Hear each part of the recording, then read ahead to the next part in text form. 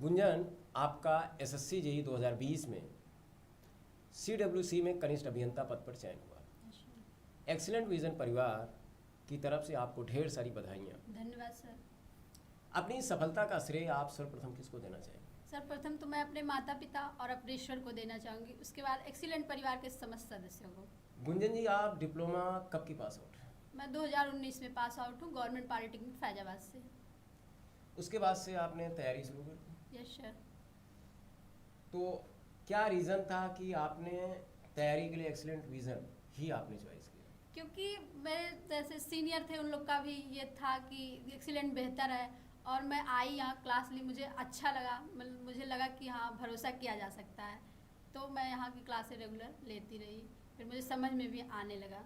1 साल 2 साल आपने तैयारी किया, तो क्या एक्सीलेंट विजन का जो यहाँ पे शिक्षण रहा, यहाँ के जो नोट्स थे, किस तरीके से आपकी सफलता में सार्थक सिद्ध हुए? कितना योगदान रहा? नोट्स का तो 90% योगदान रहा है, नहीं तो मेरा सिलेक्शन नहीं होता, क्योंकि यहाँ के नोट्स में अपडेट होते रहते हैं, और हमारे दौर में तो वो चीज़ें नहीं थी कि यहाँ के कंटेंट अवेलेबल हो जाए या फिर उतने अच्छे से, क्योंकि कोरोना आ गया था, हम लोग की पढ़ाई उतने अच्छे से नहीं हो पाई ऑफलाइन में। लेकिन यहाँ ऑफलाइन की क्लासेस भी चलती, ऑनलाइन भी चलता है, ऑनलाइन भी बहुत अच्छा पढ़ाया जाता है, लेकिन ये होता है ऑनलाइन में ये फिक्स नहीं रहता कि उसी टाइम पढ़ेंगे या फिर कभी इधर उधर भी कर लिया करते हैं ये, और ये ऑफलाइन तो बहुत बेहतर है। और क्या कहते हैं, यहाँ पे टेस्ट सीरीज भी चल रही है और यहाँ बुक भी अवेलेबल है एक्सीलेंट विजन की। ये हमारी सफलता में इधर उधर डिस्ट्रैक्शन नहीं होगा, इसकी वजह से हम लोग मतलब आपका कहना है कि जो यहाँ पे ऑब्जेक्टिव बुक्स है, ऑब्जेक्टिव बुक जो टेक्निकल और नॉन टेक्निकल की जो टेक्निकल और नॉन टेक दोनों का अगर पढ़ेंगे तो ये नहीं है, डाइवर्ट होने की जरूरत नहीं है कि ये बुक ले आए वो बुक ले आए मार्केट से लेके आओ 5-6 बुक, वो नहीं, अब उसी में एक ही ऑल इन वन हो गया समझिए। मतलब यहाँ के नोट्स अच्छे से बनाए, बहुत अच्छे नोट्स अच्छे से बनाए, और उसके बाद जो ऑब्जेक्टिव बुक्स हैं उनके क्वेश्चंस लगाए, बस इसी पर भरोसा करें।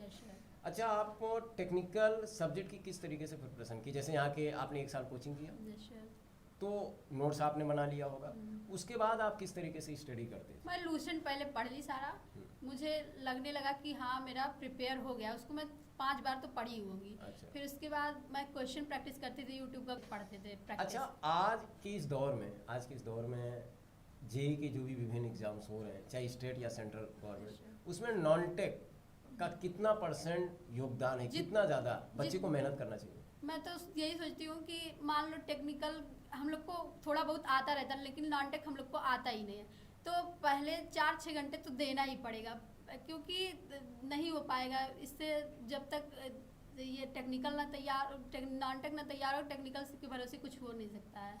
ओके। अच्छा, टेक्निकल में आप किन किन सब्जेक्ट पर ज़्यादा फोकस करने की ज़रूरत है, ताकि बच्चे जो स्टेट जेई या सेंट्रल जेई के एग्जाम्स हो रहे हैं उन पे आसानी से कम 70% या 60% आराम से गेन कर सकता है? किन किन सब्जेक्ट पर ज़्यादा फोकस कर दे तो? मुझे लगता है सारे सब्जेक्ट पे फोकस करना चाहिए, लेकिन थ्योरेटिकल सब्जेक्ट भूलते ज़्यादा हैं, तो इनको पढ़ना ज़्यादा चाहिए ज़्यादा टाइम तक। आपने कितनी बार रिवीजन किया रहा होगा? मैं तो अपने नोट्स का 30-40 बार रिवीजन करती थी। हर नोट्स का? हर नोट्स अच्छा, का, क्या 60 नोट्स भी बनाते थे। 60 नोट्स में क्या लिखती थी? जो चीज़ें भूलती थी उसको लिख लेते थे अलग से, और काफ़ी जो नोट्स बनाते थे उसमें जो हाईलाइटेड कर देते थे चीज़ें। अच्छा, जो लगता मतलब वो वैसे कंटेंट ही इतना बेहतर है, लगता है कि सारी चीज़ें इंपॉर्टेंट सब पढ़ो। अच्छा, कंपटीशन के लिए लगता है सारी चीज़ें इंपॉर्टेंट। हाँ, वो तो है। जो 60 नोट्स बनाती थी उसमें क्या लिखती थी? वही जो चीज़ें मैं भूलती थी बार बार। जैसे क्या भूलने के लिए? अगर मान लीजिए मैं बिल्डिंग मटेरियल, मैं BM सिटी में मैं सीमेंट बहुत ज़्यादा भूलती थी, उसमें साउंडनेस फाइननेस का वो, और क्या कहते हैं टेस्ट वगैरह भी, और क्या रहता है सेटिंग टाइम, मतलब बहुत चीज़ें थी ऐसी। हाँ, जो डाटा वाइज चीजें थी या एम्पिरिकल फार्मूले। PHC में भी ऐसा था, डाटा वाइज सारा डाटा ही है, तो उसको भी भूल जाते थे। तो उसके लिए आप 60 नोट्स बार बार देखते थे। अच्छा, क्या जब आप यहाँ जब तक कोचिंग करती थी, तो कोचिंग में क्या होता है कि रेगुलरिटी बनी रहती थी, रूम पे आप बोरियत तो फील नहीं करती थी? हम कभी बोर ही नहीं होते थे, हम 2-3 घंटा जो मेरा मतलब मन करता था मैं करती थी, ये नहीं कि 24 घंटे पढ़ेगी। कुछ लोग हैं जैसे खाना नहीं बनाएंगे पढ़ते ही रहेंगे, तो मैं उस टाइप की बच्ची नहीं थी, मैं अपना सारा मेरा फिक्स था, मैं 2-3 घंटे, लेकिन ये था मैं सुबह अगर 5 बजे उठती थी तो 9-10 बजे से पहले उठती नहीं थी, मतलब पढ़ती रहती थी। हाँ, यही बात है कि आप हाँ। सुबह 5 बजे मैं आप रिवीजन करती थी उस टाइम, मतलब हाँ। जो भी पढ़े रहे चाहे जो प्रीवियस पढ़े रहे चाहे जो पढ़े रहे हम उसका रिवीजन। अच्छा, एक सवाल है, बच्चों का बड़ा क्वेश्चन आता है कि सर कोचिंग के दौरान जब हम कोचिंग कर रहे होते, किसी भी संस्था में कोचिंग कर रहे होते हैं, तो कोचिंग में पढ़ना, फिर रूम पर किस तरीके से स्टडी करें और आप कैसे करते थे?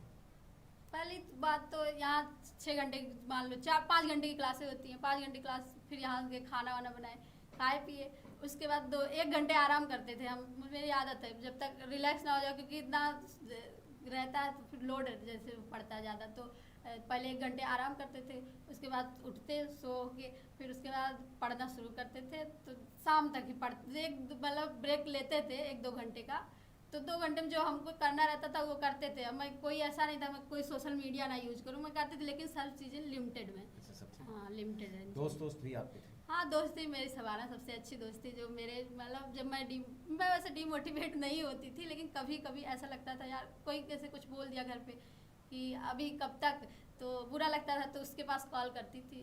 तो वो क्या करती हैं? वो भी जेई की प्रिपरेशन कर रही है। अच्छा, हमारी अच्छा। बैचमेट है। अच्छा अच्छा अच्छा। तो ये और नॉन टेक्निकल सब्जेक्ट को कैसे आप तैयारी करते थे? नॉन टेक के लिए लूसेंट लूसेंट आपने कितनी बार पढ़ा था? क्या तो ना 4 बार 4-5 बार पढ़ा था। अच्छा, और ये यहाँ के जो नोट्स थे नॉन टेक के? नॉन टेक के नोट्स भी पढ़ते थे, ये नहीं था जो उसमें जैसे हाई जो मेन चीज़ें रहती थी वो दिया रहता था, तो पढ़ने में आसानी होती थी कि ये चीज़ें इंपॉर्टेंट कितना है। टाइम देती थी आप? करंट अफेयर में 1 घंटे पढ़ती थी। करंट अफेयर्स की कितनी भूमिका है आज के दौर में जो प्रतियोगी परीक्षाएं अब हो? 15 क्वेश्चन तो आ ही जा रहे हैं करंट अफेयर से, मान लो 15 क्वेश्चन ही हो गए। और मैं जैसे नॉन टेक वैसे जीके जीएस ज़्यादा नहीं पढ़ी हूँ, लेकिन ये था कि 25-30 क्वेश्चन मैं कर लेती थी। अच्छा, नॉन टेक में आप कितने कितने मार्क्स कर लेती रही होंगी? 50, जैसे जीएस में 50 और रीजनिंग में 50? रीजनिंग में मैं 40 क्वेश्चन मेरा सही हो जाता था, और इसमें 25 क्वेश्चन। 25-30 क्वेश्चन हाँ। सही हो जाता था। तो आपको ऐसा नहीं लगता था कम सही हो रहा है जीएस में? नहीं, मुझे कभी नहीं लगता था, क्योंकि मैं टेक्निकल में उतना गेन कर लूँगी, मुझे भरोसा था। अच्छा, टेक्निकल अच्छा लगता था हाँ, पढ़ने मुझे में? टेक्निकल अच्छा ही लगता था, क्योंकि शुरू से वही पढ़े हैं, 3 साल डिप्लोमा में भी वही, और टेक्निकल में चीज़ें अच्छी लगती है पढ़ने में, नॉन टेक बोरियत होता है। अच्छा, सबका अलग अलग इंटरेस्ट। हाँ, सबका। अच्छा, तो अभी जैसे जो बच्चे एक एसएससी जेईई आपने देखा कि बीच में अभी एग्जाम 1 साल स्किप हो गया, नहीं आया हुआ, अभी वो बच्चे, बहुत सारे बच्चे तैयारी कर रहे हैं, उनको क्या संदेश देना चाहेंगे? वो किस तरीके से, अब समय बहुत कम है क्योंकि 2022 का नोटिफिकेशन आ गया है, उनको बताइए 4-5 महीने बचे हैं, जो 4 महीने, इसमें किस तरीके से स्ट्रेटजी बनाएं ताकि वो आसानी से कम प्री तो निकाल लें? मेरा तो यही मानना है, अगर जब तक कॉन्सेप्ट न्यूमेरिकल सब क्लियर नहीं रहेगा थ्योरी, तब तक प्री तो निकल जाता है, लेकिन मेंस में भी फिर वही प्रॉब्लम होती है। जब तक सारी चीज़ें ना अच्छे से पीछे वाली नहीं पता रहेंगी, तो आगे वाली चीज़ें जब मेंस देने जाओ तो उसमें प्रॉब्लम करती है। कुछ चीज़ें हम रट्टा मार के तो चलो नंबर ले आए, मान लो कट ऑफ के इर्द गिर्द पहुँच गए, मान लो 1 नंबर ही ज़्यादा पाए, लेकिन मेंस में फिर वही लटका देता है। इससे अच्छा एक बार पढ़ो, अच्छे से पढ़ो। मतलब एक बार आप पूरे सिलेबस को पढ़ें अच्छे और से अच्छे से पढ़ें, हर सब्जेक्ट को अच्छे से आप नोट्स प्रिपेयर करें, अच्छे से आप नोट्स को बनाएं, उसके बाद आप प्रीवियस ईयर के क्वेश्चन। हाँ, प्रीवियस ईयर तो 50% रोल रखता है, वो आता है। हाँ, आता है ये प्रीवियस ईयर के, अगर हम हाँ। 10-15 साल के पेपर लगा लें, आप कौन कौन से क्वेश्चन, जैसे स्टेट और सेंट्रल जेईई के क्वेश्चंस हो गए, क्या ईएस के भी क्वेश्चन आप लगाती थी? ईएस के मैं बहुत कम क्वेश्चन सॉल्व की हूँ। मैं एसएससी जेईई प्रीवियस ईयर और जो जैसे अपडेट क्वेश्चन स्टेट जेईई के होते रहते हैं, स्टेट जेईई के एग्जाम, तो उसके क्वेश्चन भी मैं सॉल्व करती थी पेपर का, क्योंकि पैटर्न बदल रहा है। तो उस हिसाब से अपने आप को मैनेज करते थे कि हाँ ये इतना क्वेश्चन सॉल्व करें, पहले रिवीजन कर लो, पहले 1 साल पढ़ लो नोट्स को अच्छे से, कोचिंग में आगे पढ़ो, फिर 1 साल रिवीजन करो, फिर उसके बाद निकलना ही है, हो जाएगा। हो मतलब जाएगा, क्या कहना है, मतलब। बिल्कुल, अगर नोट्स को अच्छी तरीके से आपने प्रिपेयर कर लिया, नोट्स को अच्छी तरीके से प्रिपेयर कर लिया, उसके बाद अगर 1 साल आप जम के उस नोट्स की रिवीजन कर डाले आपने, आराम से आप सिलेक्शन के करीब होंगे, जो इनका मानना है। तो वैसे भी गुंजन जी एक रेगुलर स्टूडेंट रही, बहुत मेहनती स्टूडेंट रही, मैं अच्छे से जानता हूँ, बहुत लेबोरियस थी, और लगातार जब भी इनके टेस्ट होते थे, क्या हालत थी, मैं टॉप 5 में रहती थी शुरू से ही। ये टेस्ट में जब टेस्ट होता था बैच का, तो शुरू से टॉप 5 में रहती थी। इसका मतलब इस बात की पुख्ता करता है कि ये रेगुलर स्टूडेंट के साथ साथ टेस्ट में भी अपनी टॉप 5 में जगह बना के रखती है। तो इससे साफ साफ समझ सकते हो कितना सिंसियर स्टूडेंट है। तो मैं ये अच्छा, उन बच्चों को क्या संदेश देना चाहेंगी जो नए अभी हैं, जो अभी अभी जस्ट आए हैं, 2022 के पास आउट हैं, आके एडमिशन लिए, क्या उनके लिए कोई अपॉर्चुनिटी है, 4 महीने में कुछ कर सकते हैं? मुझे तो नहीं लगता, अगर वो एक्स्ट्रा पहले से ना पढ़े हों, केवल डिप्लोमा से ही जो डिप्लोमा की बुकें हैं वही पढ़े होंगे, ऑनलाइन वगैरह कहीं कोचिंग लिए होंगे, तो वो हो सकता है कि अगर उनका सिलेबस वहाँ कंप्लीट कर चुके हों तो 4 महीने इधर रिवीजन करके कुछ हो सकता है। ये नहीं, पॉसिबिलिटी है 50% की हो जाना चाहिए। देखो, इनका कहना है कि कोई चीज़ असंभव नहीं है, लेकिन हाँ। अगर जो नए बच्चे 2022 के पास आउट वो है, अभी अपना केवल नोट्स ही कंप्लीट करें, आके रेगुलर कोचिंग अपना पढ़ें, हाँ, अभी वो ज़्यादा परेशान ना हो, क्योंकि ले- पेशेंस सबसे मायने रखता है इसमें। इनका कहना है कि जैसे अगर वो डिप्लोमा में अच्छी तरीके से पढ़े होंगे, बढ़िया थे से सब्जेक्ट को कमांड किए होंगे, अगर डिप्लोमा में या उसके साथ साथ कहीं फाउंडेशन ऑनलाइन या कुछ भी अगर पढ़ा होगा, मतलब डिप्लोमा की सब्जेक्ट पर अच्छे कमांड किए होंगे, तो ये 4 महीने में नॉनटे को अच्छा कर सकते हैं। तो हो सकता है कि वो, और प्रीवियस ईयर के अगर क्वेश्चन लगा ले तो हो सकता है कि वो प्री निकाल सकते हैं। अगर ऐसा कोई कर लेता तो बहुत अच्छी बात है ना, उसमें अच्छी बात है। तो ये तो आप, और उन बच्चों को क्या संदेश देना चाहेंगे जो पॉलीटेक्निक में पढ़ाई कर रहे हैं, अभी 3rd ईयर में या 2nd ईयर में? तो वो लोग मौज कम कर दें, हम लोग बहुत मस्ती किए हैं, इसीलिए हम लोग का ये अभी इतना लेट सिलेक्शन हुआ, नहीं तो 1-2 साल में तो हो जाना चाहिए देखो, था। इनका बिल्कुल कहना है, ये अपनी कमियों को देख रही हैं कि अगर डिप्लोमा में हम थोड़ा सीरियस हो जाए, थोड़ा सा अच्छे से अध्ययन करें, तो कहीं ना कहीं तैयारी में कम टाइम लगेगा। इसलिए इनको थोड़ा सा फील हो रहा है कि काश डिप्लोमा में अच्छे से पढ़े होते तो शायद यहाँ पे टाइम कम लगता और जल्दी सिलेक्शन हो जाता। फिर भी डिप्लोमा में आप काफ़ी अच्छी स्टूडेंट रही। कितना परसेंट थे आपके डिप्लोमा? 79%। 79 माने रखता है, कोई ऐसी बात नहीं है। तो भविष्य की क्या योजना है, भविष्य में क्या करना चाहती हैं? आईएएस अब यूपीएससी यही है फाइनल टारगेट। अच्छा, ये भी सोच रही कि अब तो जेई बन ही गए, अभी अब यही JEE असिस्टेंट वही- इंजीनियर या सिविल सर्विसेज में अभी कुछ देखेंगे, अलग। सोचेंगी, अलग सोचेंगी क्या करना है।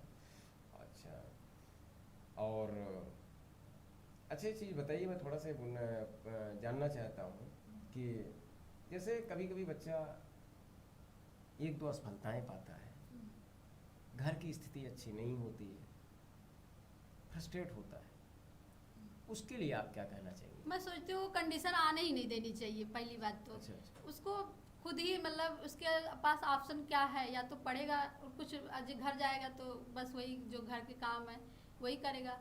तो उसको चाहिए जो आया है अच्छे सिंसियरली पढ़ाई कर ले, तो मुझे नहीं लगता 2 साल में उसका सिलेक्शन नहीं होगा। अच्छा। अगर वो पढ़ ले, कायदे से पढ़ने वाला बच्चा हो, तो वो 2 साल में डिप्लोमा के बाद चाहे जो भी करके आए वो 2 साल बाद सिलेक्शन ले सकता नहीं, है। मान लीजिए जैसे 1 साल कोचिंग किया उसने और पारिवारिक परिस्थिति अच्छी नहीं है, घर वाले सर्वाइव नहीं कर सकते, तो कैसे क्या करेगा?